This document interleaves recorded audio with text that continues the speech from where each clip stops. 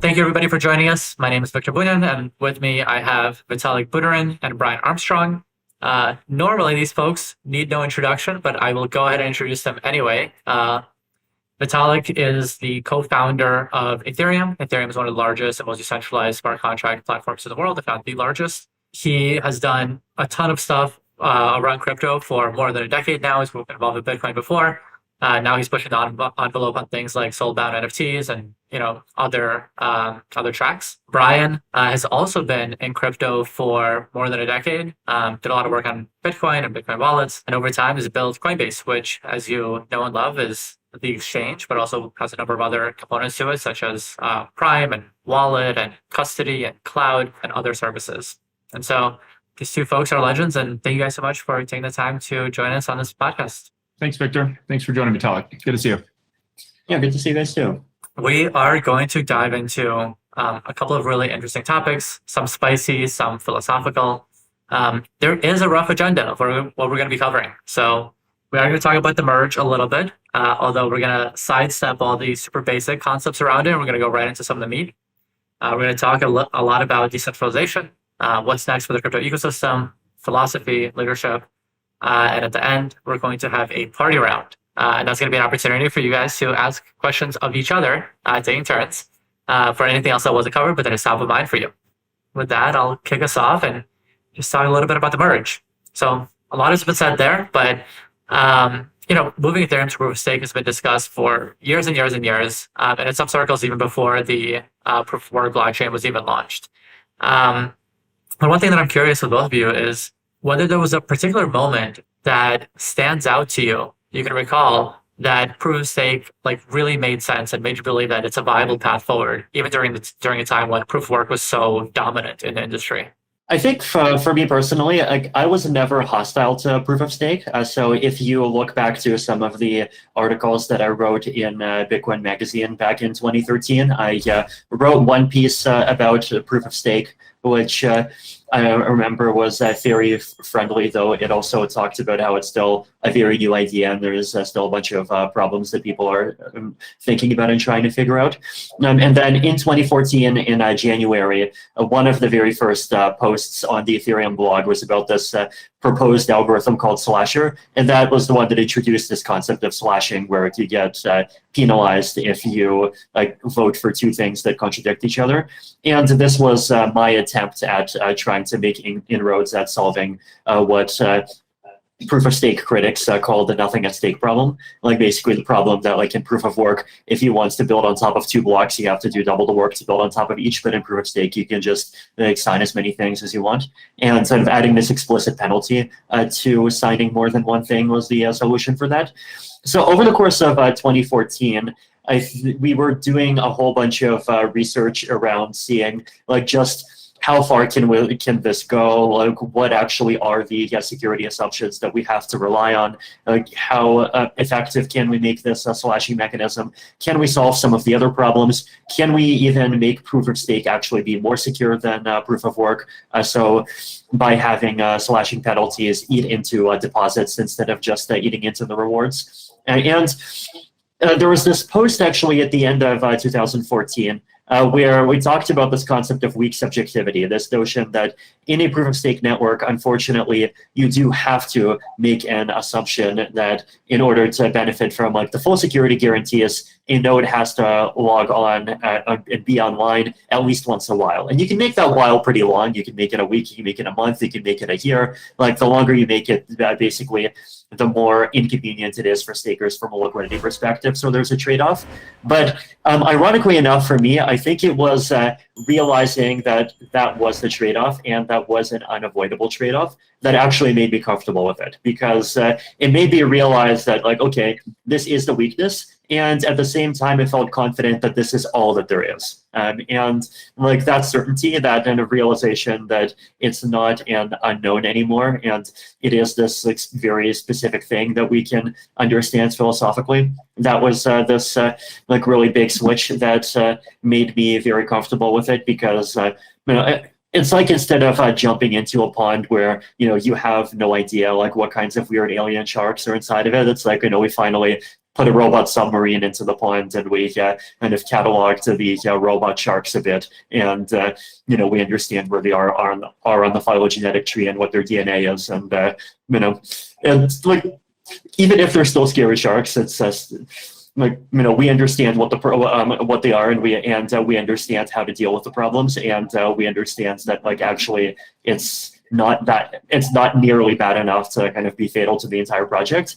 And that made me confident. And from there on, the proof of stake research, of course, continued, and there was years worth of stuff that followed, but it was on much more kind of high level stuff like, can we actually make proof of stake only the security level depend on deposits instead of just rewards, right? Because if you can, then the whole thing becomes 100 times more secure or whatever. And so even starting from 2015, the difficulties were basically even already kind of self-imposed difficulties because we started setting really high standards for ourselves. That's a great way to give the overview. And I think that, weak subjectivity, which we're not going to cover in depth on this podcast, but it's actually kind of wild because the assumption it kind of makes is that human society will continue working at a super high level, that we will be able to agree on things. We will be able to come together as people at a high level.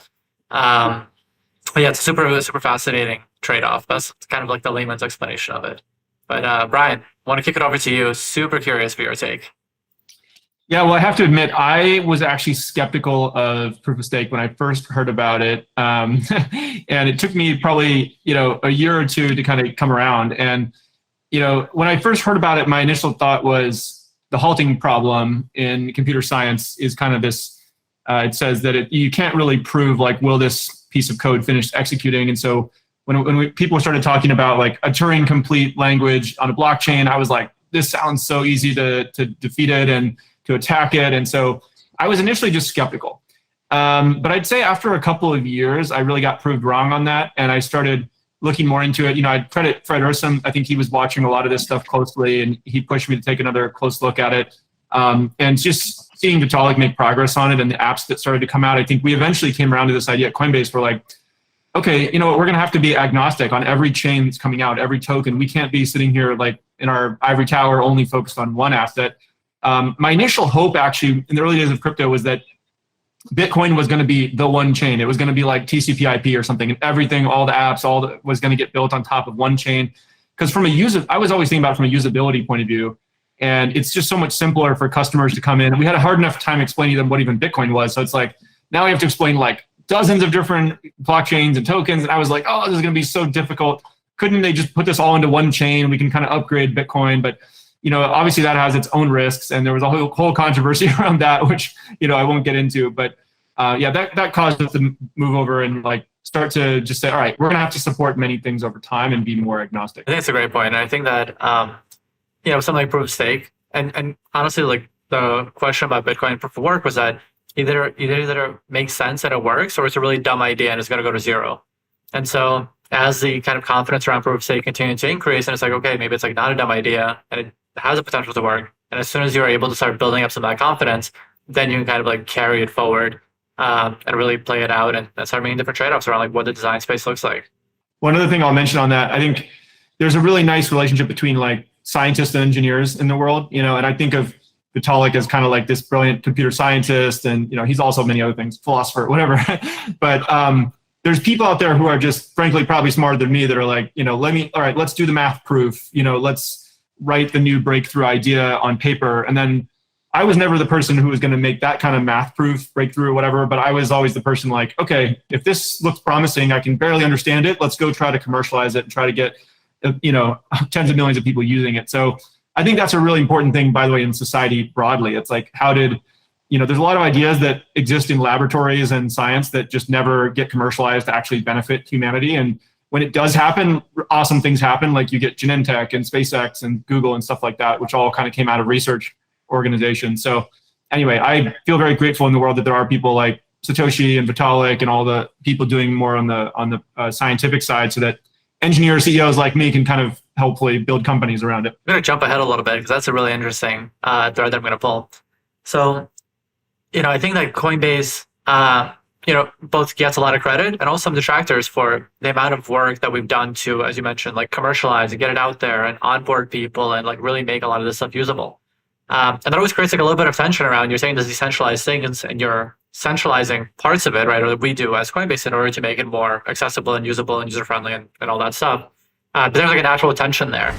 And, I'd be curious to get, both of your takes, but also, especially Vitalik's, just on, how you see that tension, continue to evolve. Like, is there like a Puritan view there, or is that tension always going to be there? We just have to do our best to navigate it.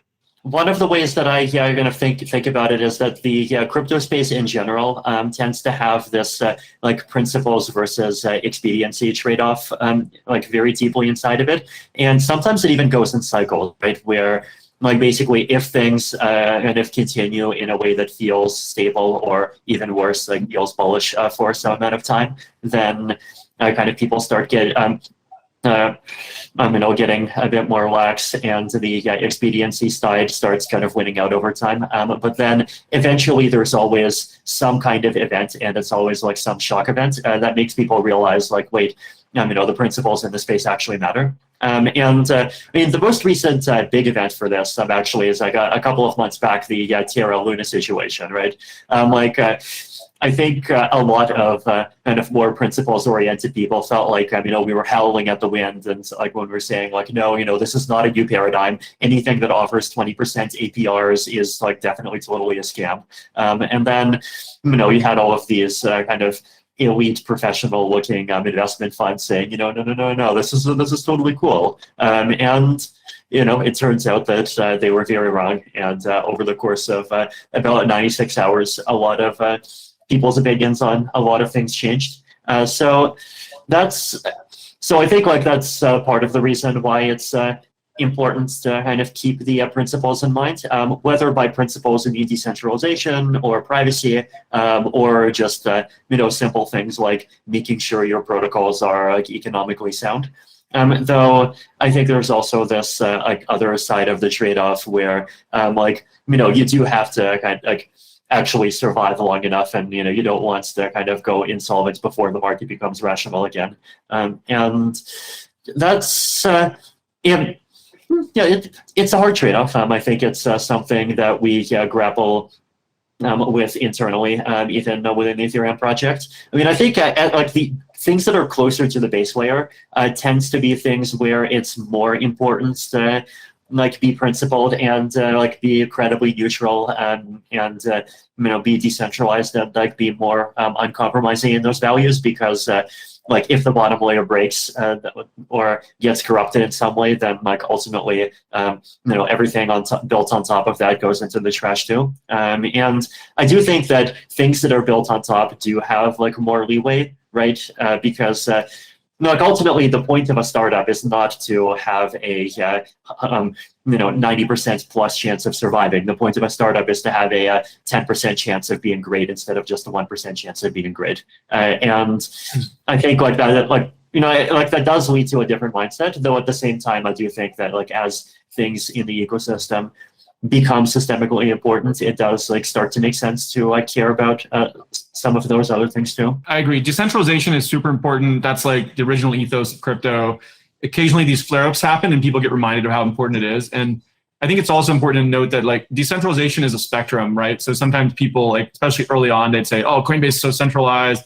And if you buy your crypto and you store it with us, okay, it's being stored in one place. We built these things like Coinbase Wallet. You can move it to self-custody.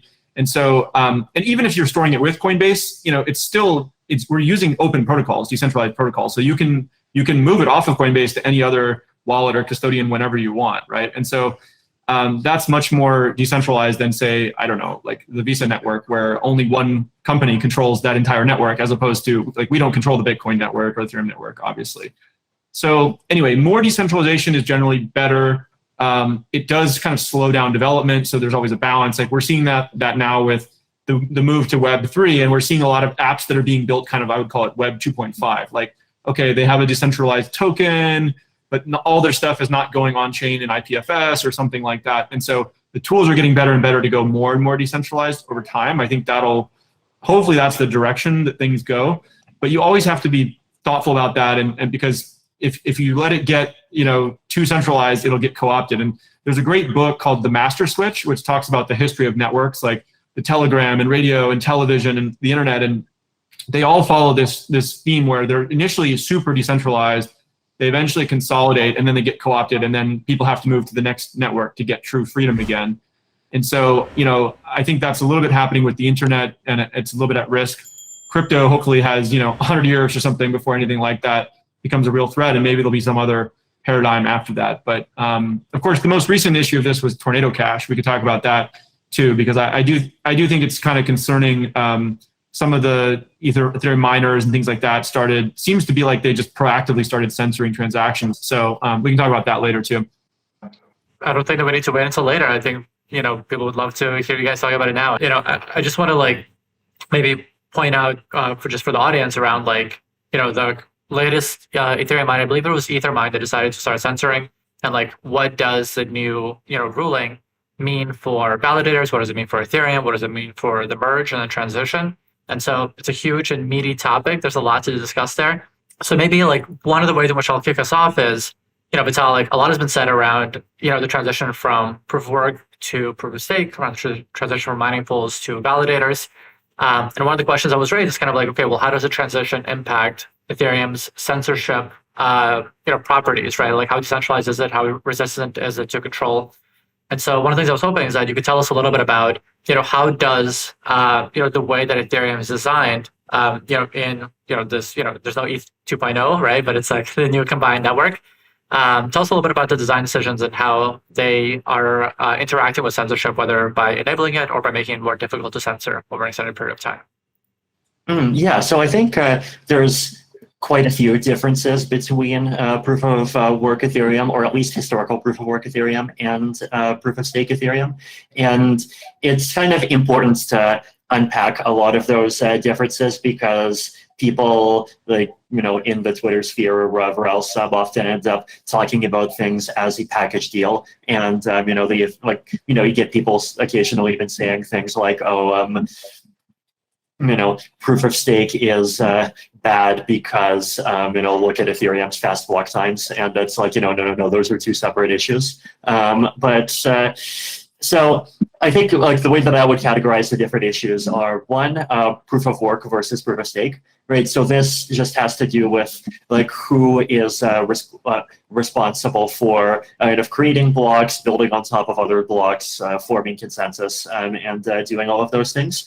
And the differences between proof of work and proof of stake is basically, in proof of work, it's miners who are these kind of generally businesses that buy up large amounts of mining hardware, find someplace to run them with cheap electricity and cheap operating costs and storage and cooling and all of those things. And then they just run the miners 24/7 and try to make a profit and hopefully keep the network running at the same time.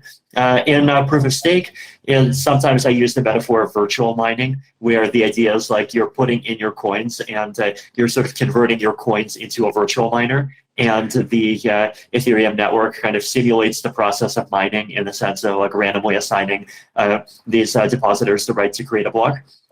So the practical differences are, I think, one is just who can do it. So, I mean, my view, which is, of course, vary on the pro proof of stake side in a bunch of dimensions. If you want to hear the pro proof of work view, there's plenty of accounts with words like HODL in their names that you can consult for those views. But my own view is there's a couple of significant benefits to the proof of stake approach. One is that it is more accessible to be a participant, and it's even more censorship resistant to be a participant. Because if you're a miner, you have to have a large amount of capital to make a mining farm. You have to be pretty significant in size. These are things that are quite detectable. Government has plenty of experience sort of finding and detecting large energy consumers in the context of wanting to arrest people growing the wrong kind of plants from time to time. So this is the sort of thing that's findable. Whereas in proof of stake, all you need is just a computer somewhere with an internet connection somewhere, and that's just much easier to censorship resist. It's much easier to just hop jurisdictions even at a moment's notice if you feel under threat. It's much smaller, more nimble. More people can do it because of the lower capital requirements. So those are kind of my arguments for proof of stake over proof of work in general. But then there's also two other issues that people are talking about at the same time, right? So one of those issues is the chain-based versus attestations, right? So like in consensus algorithms in crypto, there's this kind of spectrum where either you can be chain-based, which basically says you have like one block per period, and you need to wait lots of blocks before you like really have a strong consensus on any particular block, right? So this is how Bitcoin works. So you get one block on average every 10 minutes, and you wait 10 minutes, you get another block. You have to wait 6 confirmations. In Ethereum, it goes down to 13 seconds, but it's like still kind of similar. But then the opposite extreme is like Tendermint style, where literally every validator has to vote at the same time. And so you basically have your entire validator set supporting a block after only a few seconds. Ethereum takes this middle ground between the two, where we have lots of attesters kind of signing off on blocks in parallel. But at the same time, like that attestation is staggered over some period of time, so it takes like about 10 minutes for a block to finalize.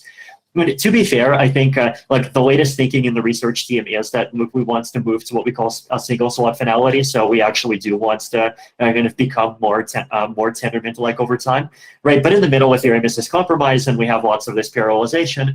And then there's this issue of like, is there some meaningful difference between building a block, which is like voting for the chain at the same time as creating new transactions, versus kind of proposing and attesting separately, where we have these like two separate roles, where one of those roles is creating a block, and another one of those roles is basically voting on which block is the right block. And like people argue about like, are these two things actually different? I mean, my view is from like that point of view, like the censorship resistance point of view, probably not, because building a block on top of a block is ultimately still voting for a block. Attesting to a block is still voting for that block. But this is something that people will argue. The third issue, and this is the one where I think like there is quite a bit of like legitimate cause for concern, is the kind of MEV proposer builder stuff that people have been talking about recently. So the idea here basically is that on Ethereum, there are a bunch of applications that like create what we call MEV, and MEV basically means like opportunities to extract revenue by doing really clever things to like stick your transaction in front of other transactions or reorder other people's transactions, right? So like opportunities for miners or for block producers to get even more revenue by being really clever about how they produce their blocks instead of just using stock software. And now this is an issue where like Ethereum has lots of MEV and Bitcoin has very little. And so I think you can argue it as a point in Bitcoin's favor, actually, but like it's basically a consequence of the greater array of applications that Ethereum enables. And Bitcoin people argue like, see, this is exactly why it wants to have greater separation between your money and your application layer.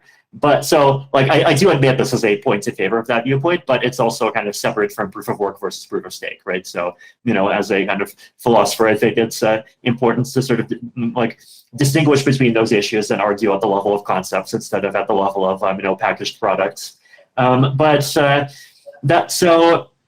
there, like in the Ethereum community, there is this discourse about how do we like mitigate this problem? And one of the ideas that has developed is this concept of proposer-builder separation, where basically you separate out the role of being a validator from the role of creating blocks, and you allow the role of like creating blocks and like actually choosing what goes into blocks to become more professionalized. And then you have an auction mechanism where if you get assigned the right to create a block, you just listen to the auction, you get a bunch of bids, and you take the bid that has the, you take the highest bid, and like you use a sort of protocol, you agree with them, and they provide the block, and that block is kind of put into place, and you get whatever the payment is, right? So the nice thing about this is that it does kind of separate out the the role of being a validator into this role that continues to be this kind of very dummy automaton function where you just run completely automated software and you don't think about it,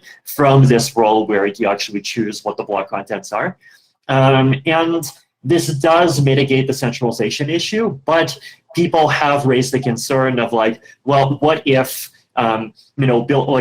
one or a couple of builders become so much better than the rest of the builders that they start producing all the blocks, and this also becomes a censorship risk. And there are strategies for mitigating this, right? So like there's this concept of partial block auctions where instead of the builder constructing the entire block, the builder just constructs most of the block, and then if they missed any transactions, the validator can still add a couple of more transactions. But like this is still a research area, right? And I do think that there's definitely fair cause for concern in figuring out like exactly kind of how much we can do to like make that side of the stack more resilient. But it's I think the good news is that it's like in order for this mechanism to start censoring, basically all the blocks have to be censoring, right? Like if even 10% of the blocks are not censoring, then you just have to wait 10 slots until you find a block that is willing to include whatever, right? So that's the good news. But at the same time, I think it's also important to not be complacent, and it is like I believe in trying to kind of try many different strategies at the same time and not rely too much on one. And so I think this kind of discourse about can we kind of make the ecosystem more robust, and can we kind of make a staking ecosystem that's more robust, and make a staking ecosystem where as few stakers as possible are censoring transactions. Like that's also an important discussion to have, it's an important effort to make, but it is something that requires effort, right? I think it's important to remember that in both neither in Ethereum nor in Bitcoin nor any other system are we just kind of guaranteed that the outcomes we want happen automatically, right? I think even in the kind of the systems that try the hardest to sort of call themselves fully automated, there's definitely still some level of community coordination that's required to make sure that those things actually happen. Right. And I think those are all great points. There were a couple of things that I would just pull out from that that I really like that you said. I think the first thing is that just not that it's impossible, but it is practically impossible to consistently be able to censor on Ethereum today, or with proof of stake. I think one of the things there that's kind of really interesting is that the amount of coordination that you need across all the different validators to consistently perform this activity is really significant. To the point where it's not really feasible. But I think the next step beyond that, beyond technical reasons, which is that, this is one of the most important properties of, any chain out there, if not the most important, right? The ability for the infrastructure to be credibly neutral and decentralized. And so when you talk about protocol roadmaps, there's a bunch of features that we want, right? We want for L2s to have cheaper transactions, right? And so there's an EIP that's pushing that forward. We want all kinds of stuff to happen around sharding, right? So there's EIPs that are pushing that forward. But in terms of pushing forward work and prioritizing work that keeps the network decentralized and enables validators to remain credibly neutral, that work is always going to be prioritized ahead of everything else in order to protect the most important property of these chains that allow them to have their value and provide their use and be helpful to the world. I would be very, very curious to hear Brian's take. It's such a big topic, and so maybe I won't even give a prompt. Brian, just take us away. What's been top of mind for you on this topic? There may be a world where even if only 10% of the validators or something like that are still operating without censorship, it'll eventually go through or something, unless it gets to a world where it's nobody will even build on top of a block that contained a transaction that wasn't supposed to be there or whatever in their mind, right? So I think this is actually a very important moment in the history of blockchains where we need to look very closely from a policy point of view, from a community point of view, and make sure the right decisions are being made. I'm pretty concerned about these mining pools Ethermine is an example that you mentioned earlier, Victor, that came out. And I haven't validated this myself, but it appears that they are censoring some transactions that were were kind of labeled in this recent Tornado Cash issue. But if, also my understanding is that this is the first time in the history of OFAC they've actually put a technology, a smart contract address on a sanction list. And this is something the lawyers are looking into at various organizations around the world. CCI, EFF, Coin Center are all looking at this and saying, actually, is that within the statutory authority of OFAC to sanction a technology? I think they may only be given the power by Congress to sanction a person or some piece of property or something like that, and not a technology. So my guess is there's going to be a court case on that'll challenge it, that has a pretty high successful chance of winning, is my guess. But let's say even if you put all that aside, you don't think that that's going to work, or you just, in some abundance of caution, you want to make sure you don't do it. I think it's potentially risking the bigger thing that we're all trying to do here. And my personal opinion is that if any mining pool or validator who does not take the actions that are in line with the participants there, like people participating in that mining pool, they should leave that mining pool. I think it's a vote of no confidence for people to leave those, and it's a way for the community to really say, hey, we're all here about building a technology that truly is decentralized and global, and it's not captured by any one particular country or something. It's like North Korea has a private internet.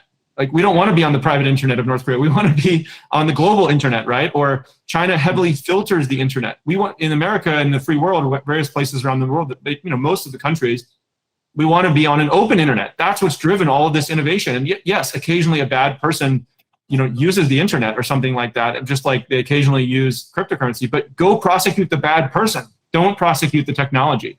So that's kind of what I want to stand for. And I put out a tweet related to that.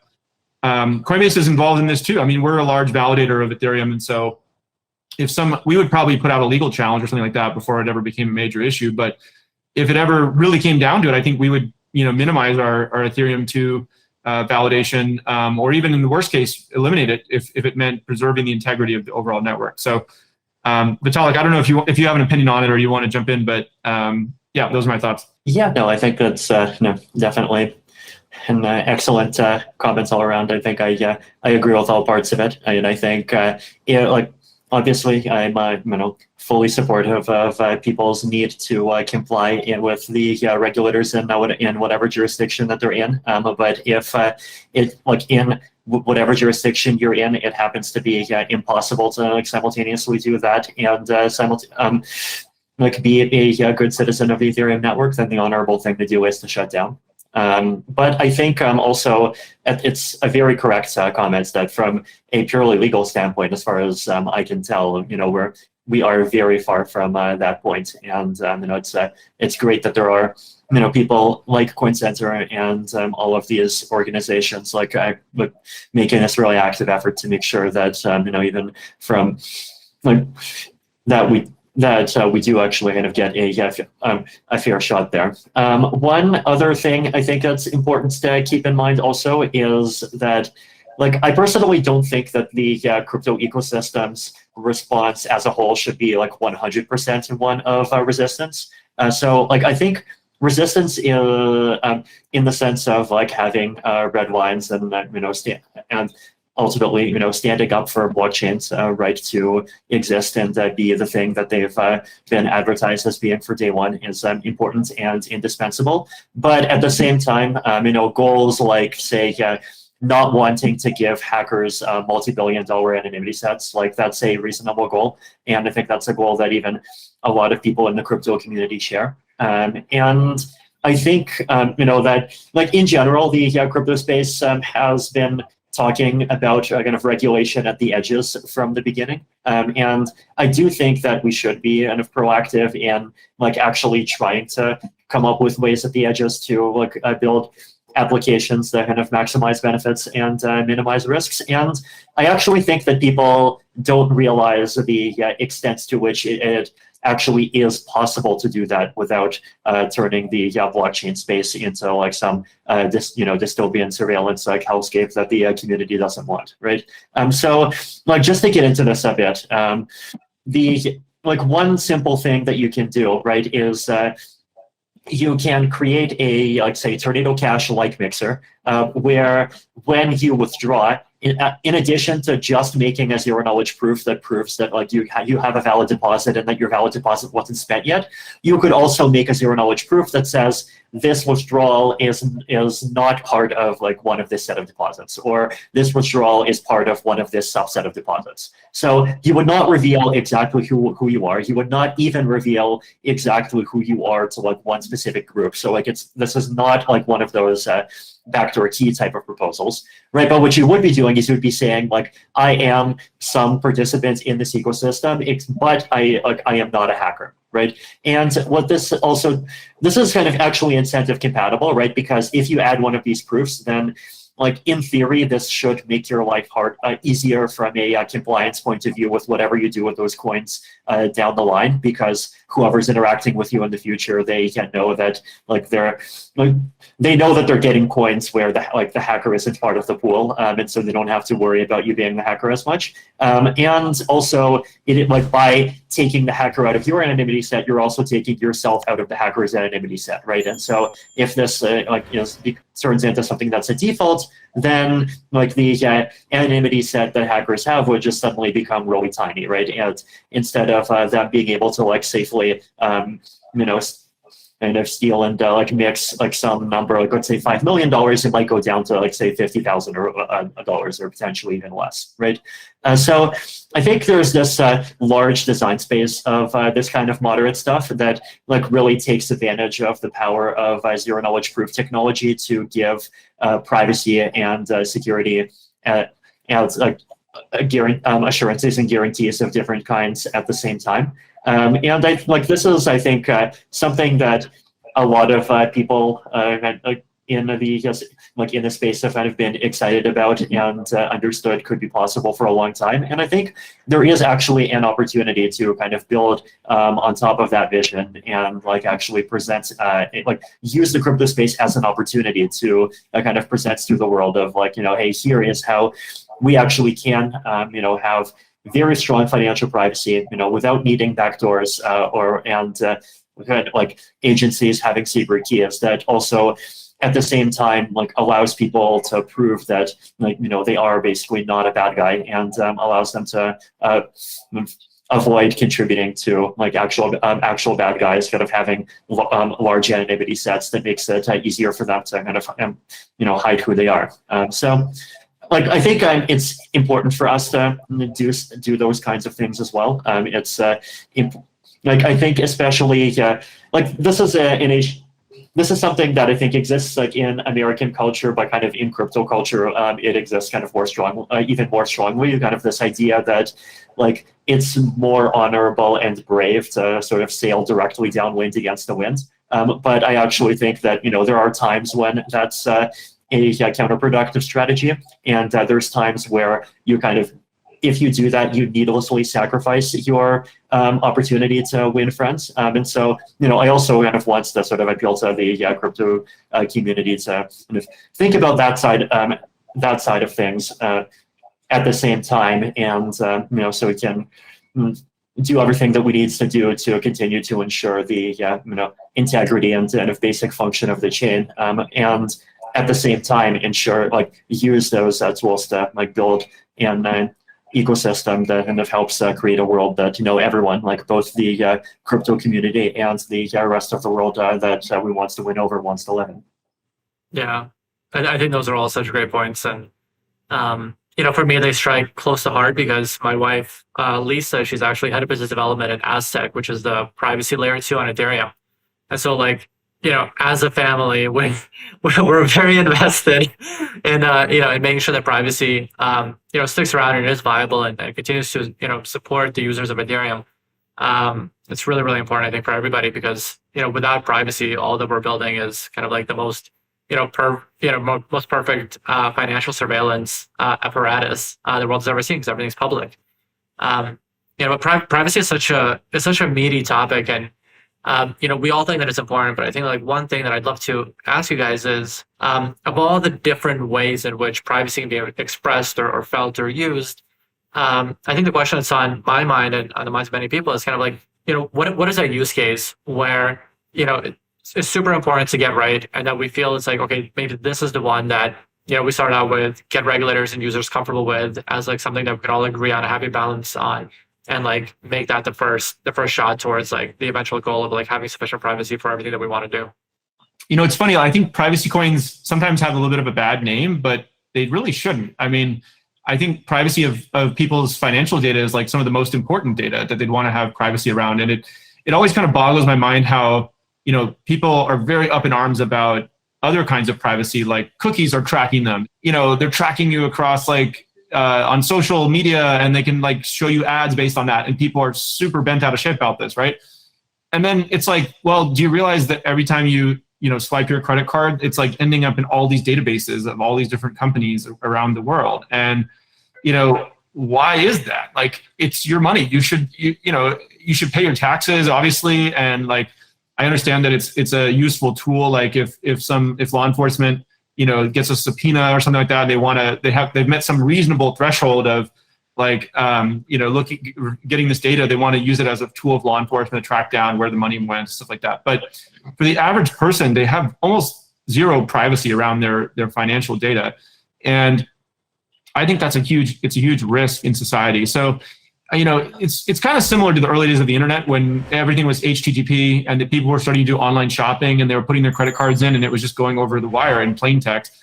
And the world moved to HTTPS, with the lock icon. And it's like, that should be the default, I think, in crypto as well. There are instances where you'd want to have every transaction be public. Like, for instance, if you're a charity, you want full auditability of anybody in the world, like, where the money is coming from and where it's going. Like, that would be a cool paper trail to just do as a nonprofit or something. But if you're a private company, if you're a private citizen, like, I think most people in the world would probably want to have by default private. So I think it'd be great to see, maybe some of these layer twos, like you were saying, Victor, like Aztec, or I don't know, others.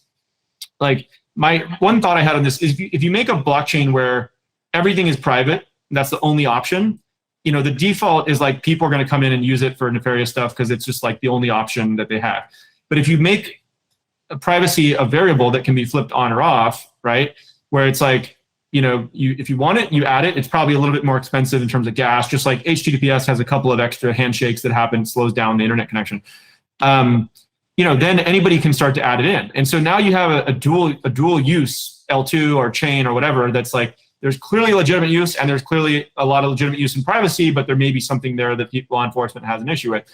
And so, a view key is like one way people have described this, right, in other blockchains.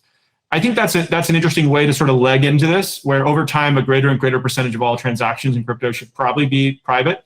And it's a little bit like, like if someone were to make a telephone network where 90% of all the activity was for illicit purposes, that telephone network would probably get shut down. But if it's like 1% or 5% or 10% of it is, we don't really know. The US dollar cash is like 4% apparently illicit activity, but it doesn't get shut down.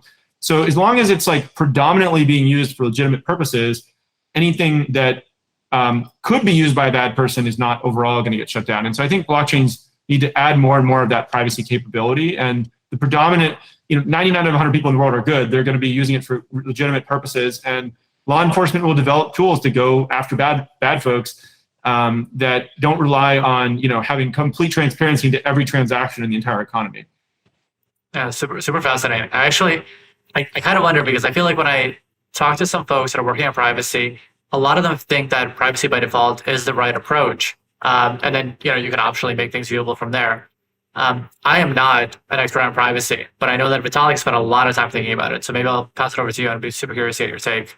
I mean, I think the bigger reason why Ethereum, like, for example, has not done privacy by default, like it doesn't have to do with kind of like politics of different styles of privacy or things like that. It's more technical, which is that Ethereum's kind of philosophy has always been that we are a general purpose network, and Ethereum does the minimum that has to be done in order for general purpose stuff on top of it to be possible.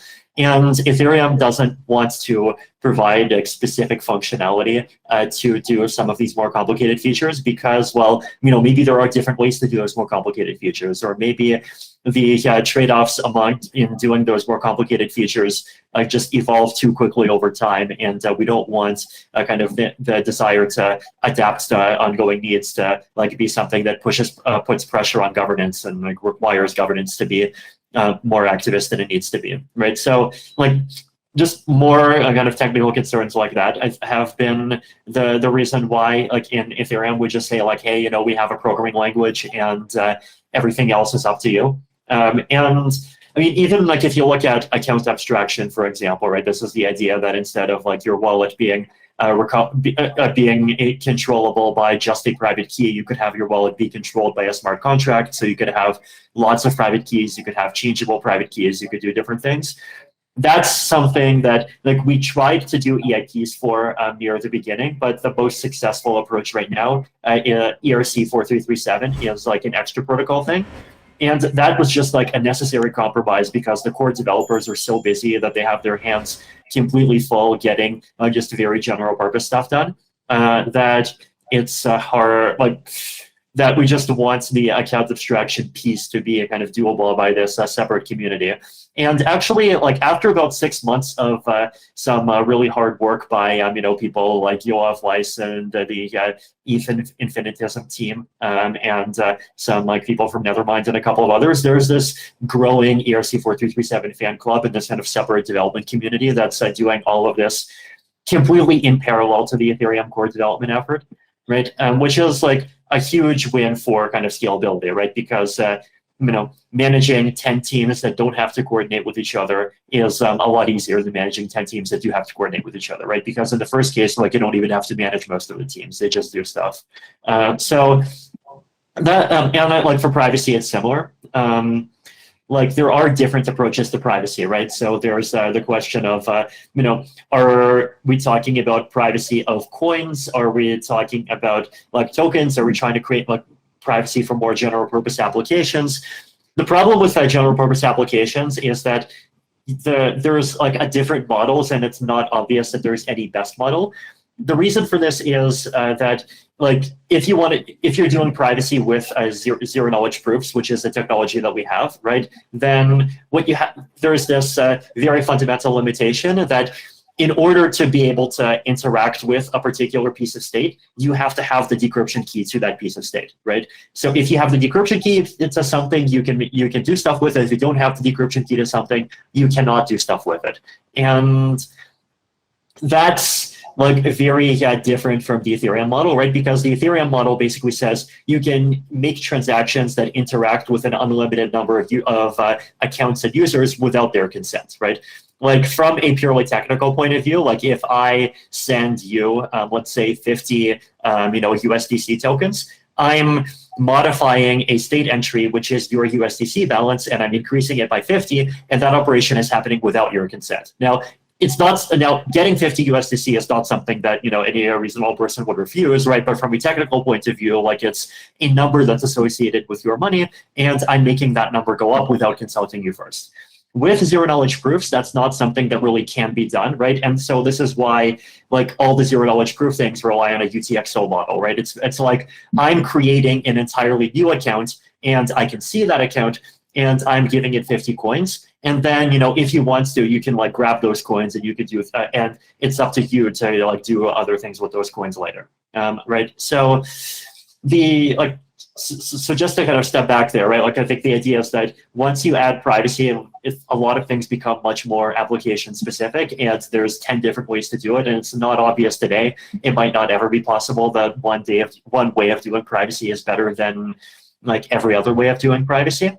And then in terms of like which use cases for privacy we should kind of like showcase, I think my general view on this is that like ultimately any privacy on blockchains relies on at least some degree of financial privacy. And that's just true for a very boring reason, which is transaction fees, right?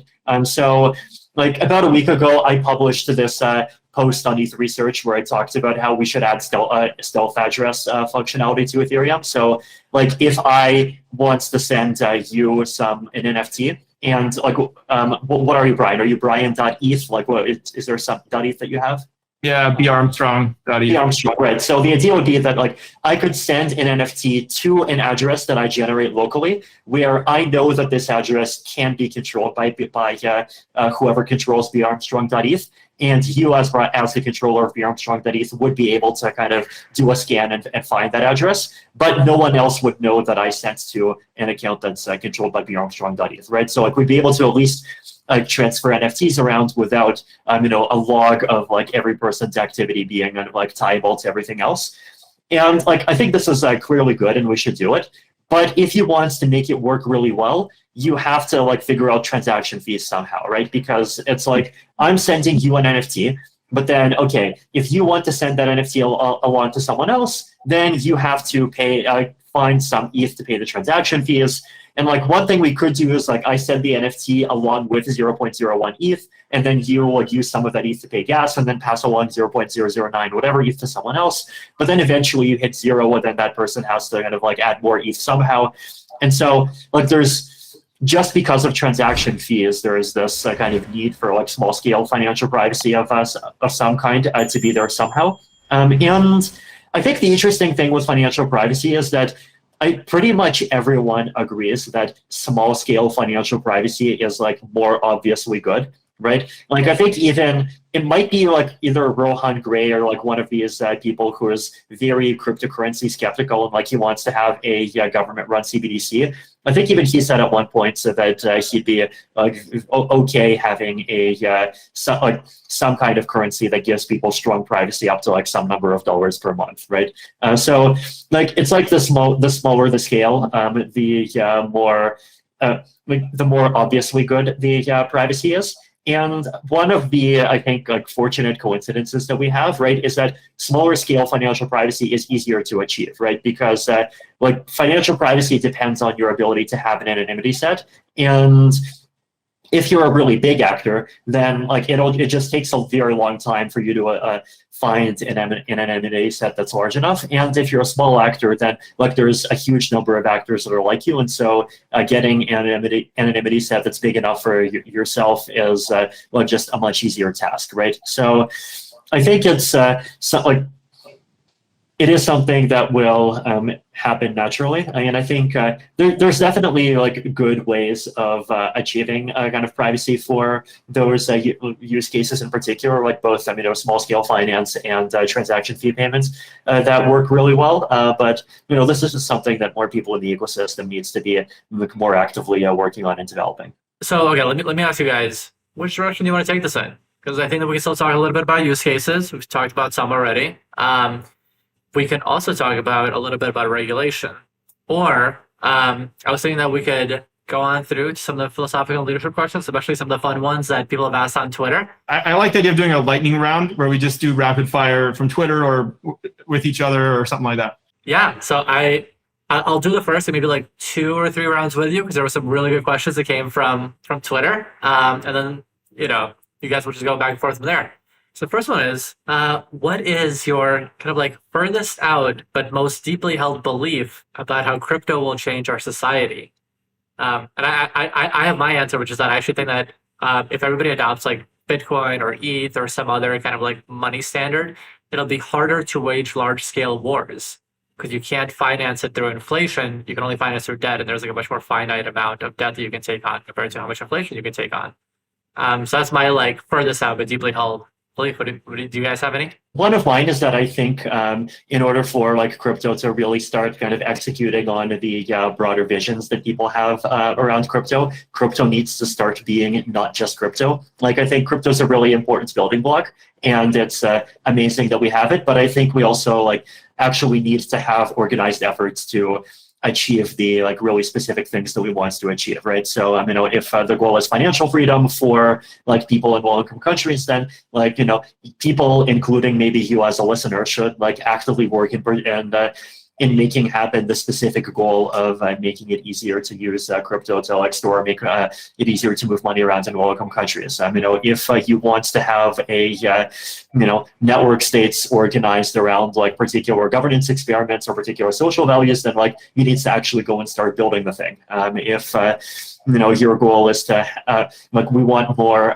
non-financial applications, so we want to start building a better identity stack. Like you need to actually start building the identity stack, right? So like if you care about a thing, build the thing, and don't assume that crypto being successful will make the thing appear just magically appear automatically. The first thing you made me think of, Victor, is like there's that great website. I think it's called WTF Happened in 1971, and it sort of just makes the point that coming off the gold standard, like the U.S. all kinds of things went in a different direction. And so in a way, I guess if you have like this new global economy that has a new gold standard with Bitcoin, in what ways might we return to that? Maybe we'll be more ambitious. Maybe we'll be more optimistic about the future. Maybe we'll build more stuff like we did with the Hoover Dam and the space program and all this stuff. At least in this new, society, this network state or whatever, it ends up being. So I think that would be super cool. And the other thing is like, if money was actually, payments were literally frictionless, I do think you'd start to see that affect society in a variety of ways. Like, AI would probably start using it in the metaverse. You'd start using it for a lot of like really low friction, small things. Like, or the one funny example I always heard was like, if you had two self-driving cars on the freeway and you want to pass that car, you could basically do a microtransaction and it'll pull over, ka-ching, and you move ahead. And so there might be like lots of little optimization problems that get solved all in society if payments were truly frictionless, like sending a WhatsApp message or something like that. What do you think about decentralized staking services? Do those have a role to play in censorship resistance? I've been reading about some of those more recently with all the Tornado Cash stuff, but what's the state of those? Are you excited about them? Do you think that's part of the solution? Definitely excited about them. I definitely think that they're important. I'm like hesitant to have 100% enthusiasm for them in the sense that like if Lido has like 60% market share, but like Lido looks decentralized between 100 validators internally, like I don't value that as being equivalent to 100 home stakers, for example.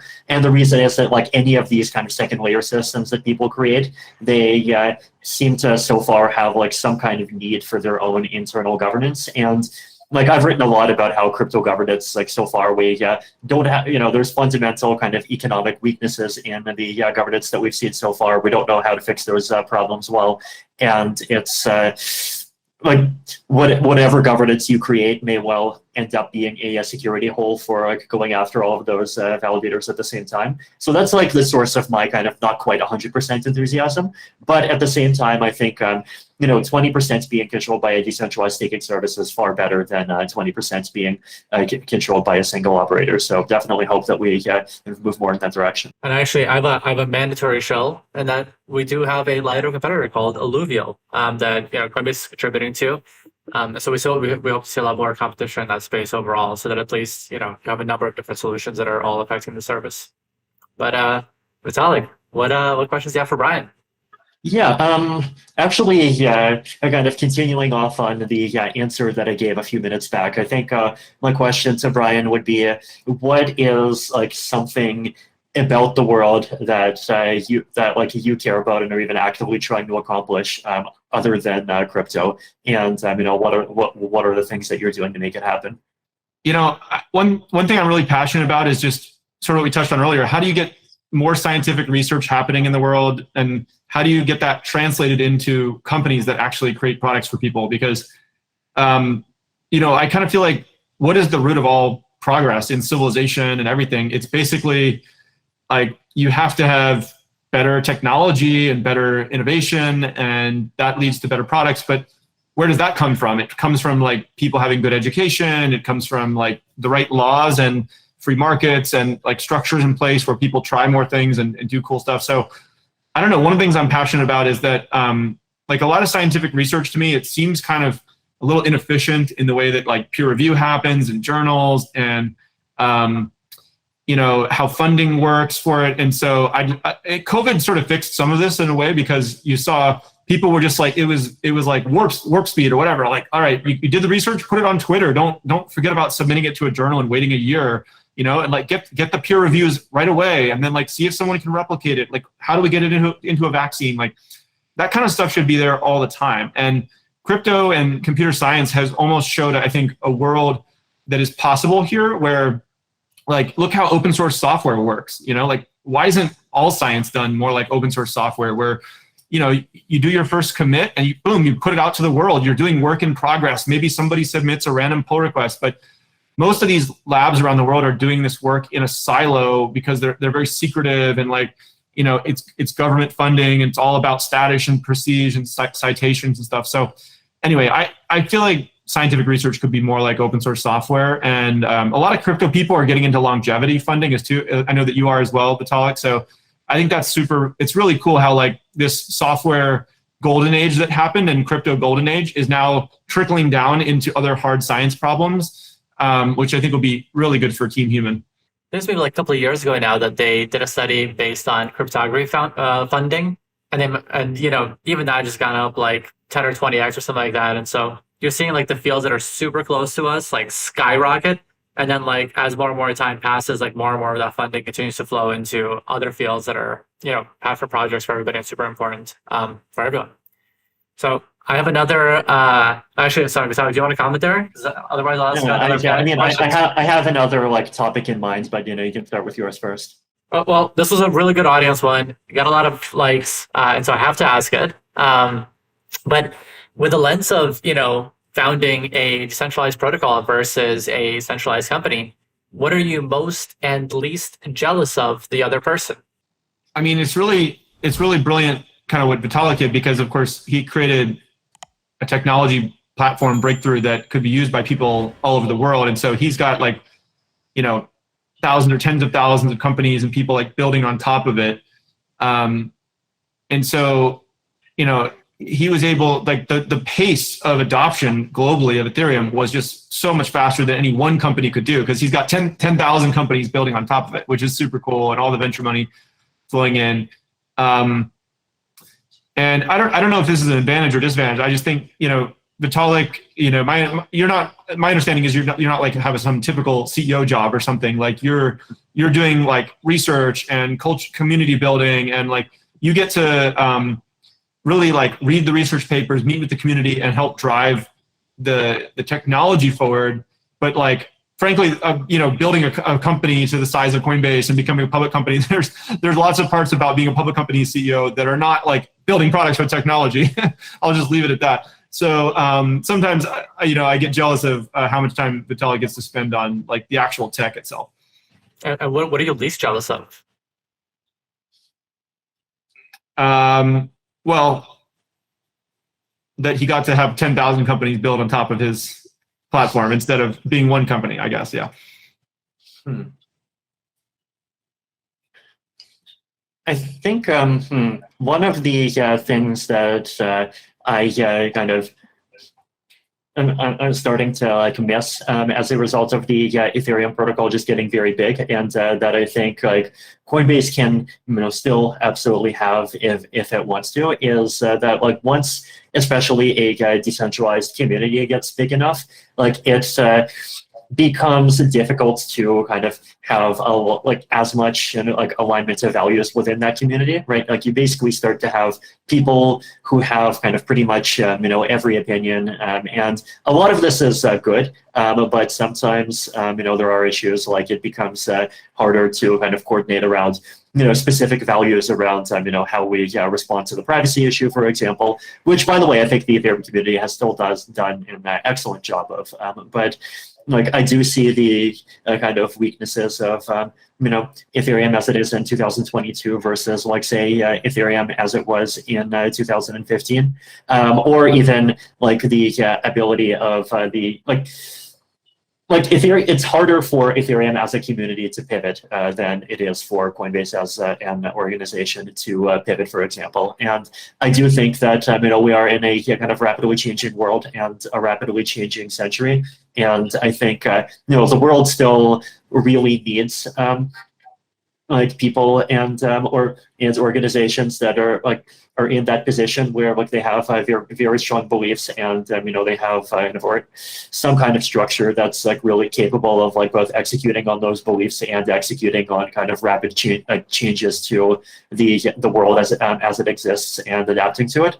And I think the ability of like just like anything at higher levels of the stack to do that anything at the bottom levels of the stack, especially as it gets bigger. Like that's definitely something that I miss. It's funny. It kind of reminds me of Brian's blog post around the Coinbase culture. I think it came out a year and a half ago. Was it? Mhm. Yeah, that was I would say pivotal. It was met with a lot of mixed reactions on both sides, but when Message was acquired about a year and a half ago, it really kind of spoke to me the way that he talked about it. So it's interesting you can still do that when you're a large organization, but when you have such a massive ecosystem spanning the entire globe and so many different companies and people, it's quite hard. Yeah, that's actually a better answer than I got it backwards earlier with Lee. Vitalik, yeah, I mean, he's the leader of this movement that is very diverse and there's lots of different factions, and I'm sure he's getting pulled in a million different directions, and occasionally there's a fork of the chain, right? In Coinbase with the mission focused blog post, that was a bit of a fork in the chain, if you will, of a private company. But it's different in a company context because as CEO, you're basically saying this is the company, and anybody else, you can go start your own startup, I guess. That's kind of the equivalent of a fork in that world. But it's easier to have control over one company as opposed to a decentralized protocol. So Vitalik's got a harder job in that regard. Yeah, for sure. Well, at this point, that's it with the audience questions. I'd love to pass the mic back over to you guys. One theme that I wanted to talk about is like the concept of like international inclusiveness and international diversity, right? It's something that's like been very important for me personally, and I think it's something that the crypto space, especially historically, has been really special at because it's one of the few spaces that has really done a very good job of historically, right? And like things like being more inclusive is something that a lot of people value, but like I personally find, like for example, that one of the kind of weaknesses of this is that people tends to almost subconsciously think of it in the context of like just one country. But the reality is that the 2/3 of income inequality is between countries, and 1/3 is within a country, and like just the kinds of like differences in like thought and personality that we can benefit from, I think, are even greater once you start kind of bringing together groups of people that have like these very different, just cultural and educational backgrounds that are only possible from, if you're bringing together people from, very far away lands. And crypto has been like great at this, right? Because I remember back in 2014 to 16, there was this really amazing dynamic where you had the Bitcoin community in China and the Bitcoin community in the United States. And the two even did a good job of kind of being checks and balances to each other during the block size war, and with the miners doing a good job of like supporting one viewpoint and kind of being a counterbalance, at least for some time, against the kind of mostly US-based core developers. And you had different people come in with different mindsets, different kind of perspectives on how to try to achieve things like privacy and things like censorship resistance. And these really beautiful communities where you had people from China, people from the US, people from global South countries, and they'd often just be part of the same project and just talking with each other like they're part of the same community. And it feels like over the last couple of years, this ethos is still there, but it's in some ways at risk. And one of the big reasons why it's at risk, I think, is, of course, like China was really big in the crypto community, and China has become less friendly to crypto projects, right? And like one of the dynamics that I remember, right, was like ICOs, right? And I think there's a lot of criticisms about ICOs, but one of the things that's like really amazing and beautiful about ICOs is that ICOs created an opportunity for people by default from every country to come together and become part of the same project. And like that is kind of creates the seed that allowed for these kind of cohesive, like very cross-national communities to emerge. And that's, so you had these big communities where you had lots of people from the US, lots of people from China, people from Southeast Asia, and they're all part of one thing.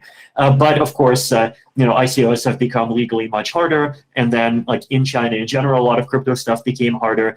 And a lot of Bitcoin mining has moved to the US. And so I get this kind of concern that a lot of the crypto space is starting to drift toward like having this kind of much more of a US locus. And to me, like that's both, concerning from a censorship resistance perspective, and it's also concerning from a cultural perspective, because I do think that, like people in New York have, like, for example, have a particular sort of New York vibe, like a lot of like finance-centric focus, for example, a lot of what outsiders might criticize as first world problems. And like I find, for example, our community in Argentina or Latin America in general, and the kinds of things that they focus on to be a really refreshing kind of contrast to that. Like, because here's like people who are really suffering from inflation and from like international remittances not working and from financial systems not working today. And like for them, it's like this very practical problem. But at the same time, it feels like there's sort of center of gravity pushing toward large parts of crypto being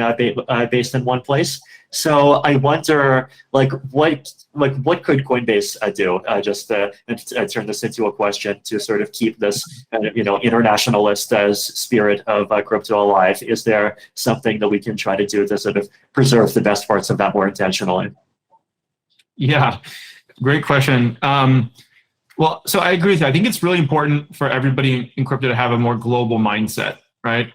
I know you travel a lot, like you live in many different locations. Like I try to travel, probably not as much as you, but I try to travel a lot. And I do think that, Balaji Srinivasan has this great book that's out recently. I'm only about halfway through it, but it's called The Network State. And he makes this case very eloquently that, in the 1800s, people's primary identity was around what religion they were or what God they worshiped, right? And then in the 1900s, people's primary identity was around what country they were part of, and patriotism and Cold War and all this stuff. And his argument is kind of, if I can butcher it, is like, in the 2000s or this century, it's going to be about what network you identify with. So not God to state to network.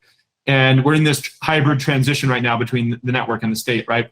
So Ethereum is one of those networks. Like Bitcoin is one of those networks. You could say crypto broadly is one of those networks, right? But there's other networks that people really identify with, whether it's like somebody who they follow on social media, or it's like some community like Y Combinator or whatever, right? So I think it's really important for people to sort of embrace that and like have that more, like you may have more in common with somebody you've never met in another country who also is into crypto than you do with somebody on the other side of your own town, right?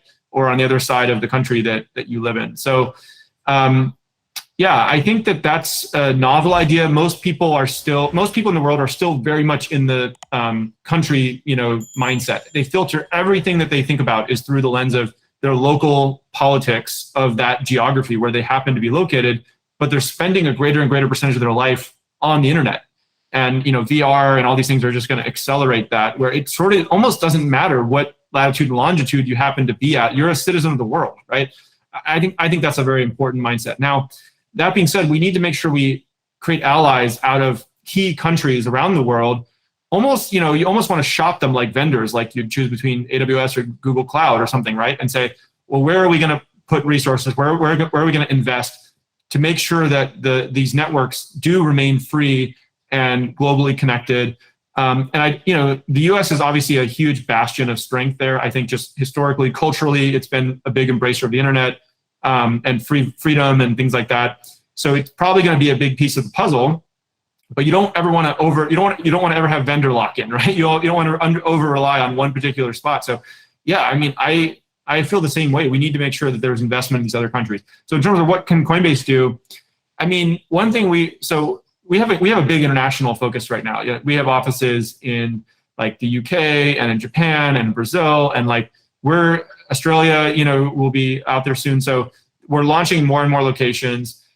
We also are really focused on things like Coinbase Wallet, like self-custodial wallets can spread into countries much faster than regulated financial services. So Coinbase Wallet is actually being used much more in like emerging markets. We want to make sure we get global coverage from both custodial and self-custodial.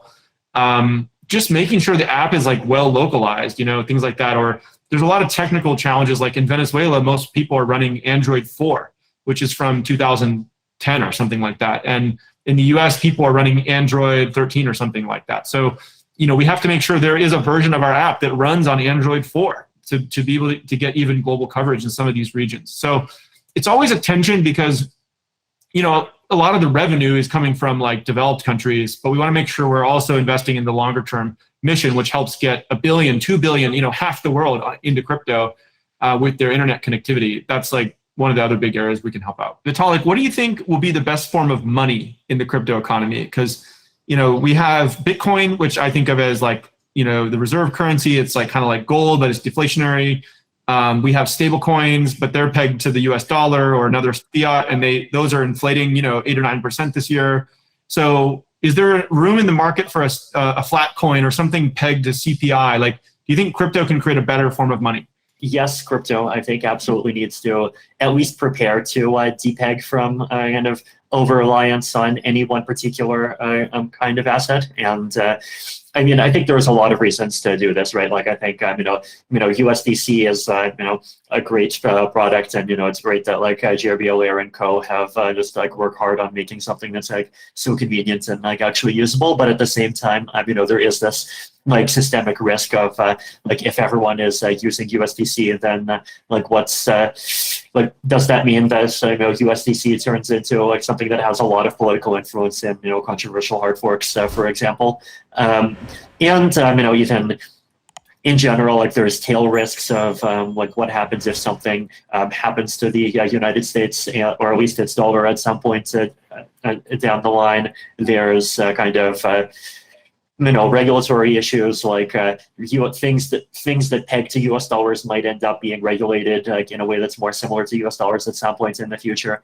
And so I do think that there's a lot of value, like both in the near term and just in terms of like being prepared for edge cases and trying to figure out whether or not the crypto space can have like some standard of stability that's kind of more connected to something like some kind of CPI than it is to a specific fiat currency. I would say also that there's the opposite viewpoint that's common among like Bitcoin maximalist types that say that we don't need that, and once Bitcoin takes over everything, then Bitcoin is going to be stable, and that's all we're going to need. And to me, that's always felt more like an article of faith than like a kind of a sober assessment of like, well, what could actually happen, right? Because in the past we had the gold standard, and through the gold standard, like we presided across both periods of stability and periods of instability. And in the 21st century, the economy moves quickly. A lot of kind of cascading effects can happen more quickly, and it's very possible that we might end up with more instability. And then fixed supply cryptocurrencies are, of course, even more kind of strict on the supply, which implies potentially even more that any change in kind of demand for the currency would go entirely into changes in demand in a kind of price level. So it could end up being even more volatile. So I do think that there is value in having some kind of like crypto asset that is intentionally designed around being as stable as possible. There are people trying to make experiments around this. I think there's value in trying to do more experiments. And if you're someone like Rye, right, I think Rye might actually even be in a good position to do this sort of thing, right? Because the difference between Rye and something like DAI, for example, is that DAI has made this choice where they've decided that from a UX perspective, they want 1 unit of their asset to always equal $1. And they like this is clearly a kind of UX based decision, but it's a decision that has very high costs because like basically if there is not enough demand for, or if there's not enough supply of collateral to provide if there's not enough supply of crypto collateral to provide DAI at a 0 interest rate, then like they have to pretty much choose between a negative interest rate and allowing centralized collateral. And DAI has chosen the allow centralized collateral path. And like their theory is that, in the long term, they want to diversify and do really sophisticated stuff. But like the reality in practice is that DAI is basically just a different kind of front end for USDC, which is probably not a healthy place for something like DAI to be. And Rye, on the other hand, like it's basically said, like, yeah, we're biting the bullet. We're going to be ETH collateralized only, and if that means the market equilibrium interest rate is a negative interest rate, then it is what it is, right? And today, I think the market equilibrium interest rate or I guess interest rate is the wrong term. It's like the rate of adjustment of the target price in US dollars of Rye is something like, I think, about I'm just going to check stats.reflexor.finance, minus 15.814%. Rye has already bitten the bullet on saying they're an approximately stable coin, but they're not going to try to like preserve this UX property of being exactly a dollar. And once they do that, I think it could be a very easy decision for Rye to just decide to stop following the dollar and start following some kind of CPI instead. Now, what that CPI is going to be, I don't know. I mean, CPIs are kind of inherently political in some ways because like different products and different services, go up and down differently. And, inflation is like very heterogeneous in a lot of ways. I think over the last 30 years, like there are specific sectors, things like housing and education and stuff that's like either scarce or depends on human labor, that's gone up a huge amount. But stuff like clothing, like it's basically had no inflation at all. I think maybe even have decreased by a bit, and like TVs have decreased by over 90%. So it is a bit of a political choice, and which things you choose. And so making a good CPI basically means that either you're following the BLS, the Bureau of Labor Statistics, or you're actually coming up with your own CPI, and then you have to kind of hard governance problem. But I mean, I think it's a governance problem worth trying. So I'm really looking forward to seeing like what these projects do and what comes out of that. How do you see the future of Coinbase as an organization? Like, what might you see it evolving into over the next 5 or 10 years, or and how might that adapt in response to like different ways that the world and the crypto space might change? Interesting question. Well, one way that I see it evolving is that we really have a portfolio of different products now. So obviously, we have a retail app, we have an institutional product, we have kind of more Web3 oriented stuff like Coinbase Wallet and NFT, and we're building things like Coinbase Cloud. And so, over time, I would expect there to be other things added in this portfolio. It could be from M&A or other things that we build in-house. And I think that we want to basically empower the leaders of each of those products to start to operate a little bit more like their own startup, right? You want to have like their own P&L, like their own accountability and authority to make decisions. But we're still having some shared components. Like you want ideally each of those products to be well integrated into a suite, right? So if you sign up for a Coinbase account, you can easily switch to any of those products after you've KYC'd and connected your payment methods and stuff. So it looks longer term, I think it could look a little bit like, these holding companies like Alphabet, right? Or Meta, and like they end up having these like portfolios of different products under them with really rigorous capital allocation. So that's one thing. One other idea I've just thought about is that I think, Coinbase is all about economic freedom, and like how might we over the long term just try to increase all types of freedom. So, you could imagine a freedom stack, right? That's helping you across various layers of, censorship. There's everything from like the ISPs and the cell towers, like, down to the actual hardware that you have to use. Like these things can all be co-opted. And so it'd be interesting to build like a broader company around like a freedom stack, but obviously that's like a much longer term thing with lots of capital involved. So we'll see. Right. Yeah, I mean, that's one way to do it. The other way to do it, I think, would also be for the crypto space itself to like invest more in existing projects that are trying to kind of build these freedom stacks, right? There's great companies that are trying to build like more open phones and more open laptops and, more open VRs and all of these things. And I think actually it's a bit of an kind of under discussed and under kind of used opportunity to try to sort of build more bridges between the crypto community and that kind of more kind of older and sort of pre-blockchain rooted community that cares about openness and decentralization.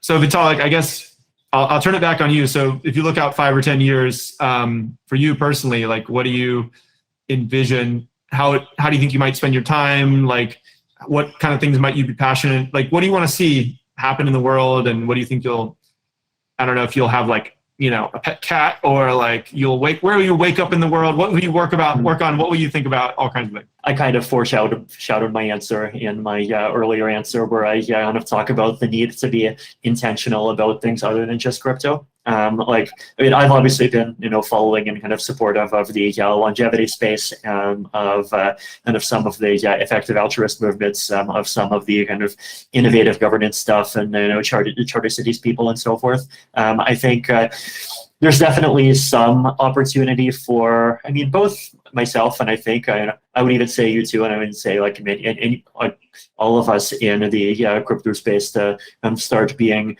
more active in sort of charting, what a vision of a more free, open, and inclusive future for the entire world that combines those different ingredients would look like. So far it's early stage thoughts, but in general, I think over the next few years we can start kind of narrowing down much more into the specifics, and start, as you said, kind of building out, or at least kind of supporting the building out of the full stack more. It's funny. I feel like a lot of crypto people we're trending towards how do we create a positive singularity? Like the further things go along, and so that's great. We have a global decentralized money. How do we get longevity, scientific research, accelerate the pace of AI, all these things. So nuclear fusion, the VR, climate, carbon sequestration. To me, technology is the most important lever that we have to improve the world. So anyway, I get very pumped up about that. It seems like a lot of people in crypto are as well. All right, Victor, I'll turn it back to you. Amazing. Thank you. This was awesome. My final question to you guys is, we covered so many important topics. But if you were, standing on a rooftop right now and you had the entire, crypto community in front of you, what's one thing that you would literally and metaphorically shout from the rooftop? What is something you'd love to leave our listeners with? Let's all work together. I don't know, there's too many little tribal things happening in crypto. I think if you talk to Vitalik and I, we love Bitcoin, we hold a lot of Bitcoin. I don't want to speak for you. I don't know. I do. And it's not just Bitcoin. There's Solana, there's a million apps and tokens and things out there. And basically sometimes people get too inwardly focused about which one's better and flame wars. But the whole point of this is let's just get a couple billion people in the world using crypto every day broadly. I don't even care which one it is. We're supportive of all this stuff. So, and it's not even about competition between different crypto companies that much. It's how do we grow the size of the pie 100x? That's at least my view. So there's a lot of collaboration also. I think it's basically you just have to kind of ignore a lot of the, there's a bunch of chatter on social media and stuff that can be very distracting. And that's the other question I was going to ask you, Vitalik, if we had time, was how do you deal with all the haters? But I think just don't read the comments and keep building good stuff. But I don't know, Vitalik, what would be your message to the crypto community? Yeah, I think as I've said again a bit earlier here, if you want to see, if you believe in crypto because you want crypto to bring about some particular thing, then go build the thing.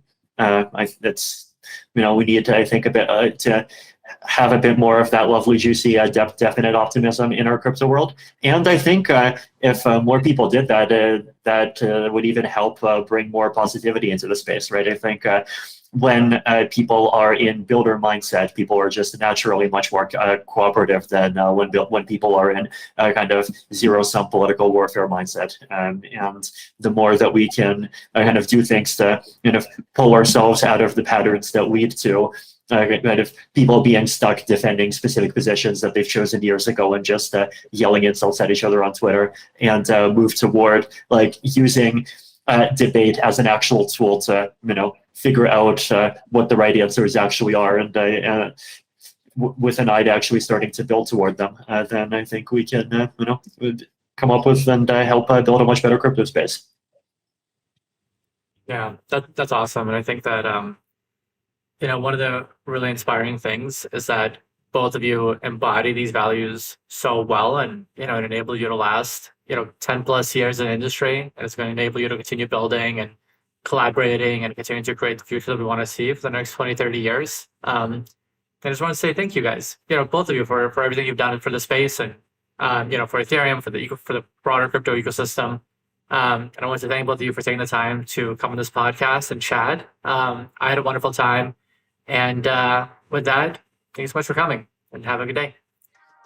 Have a good Victor. day to you too.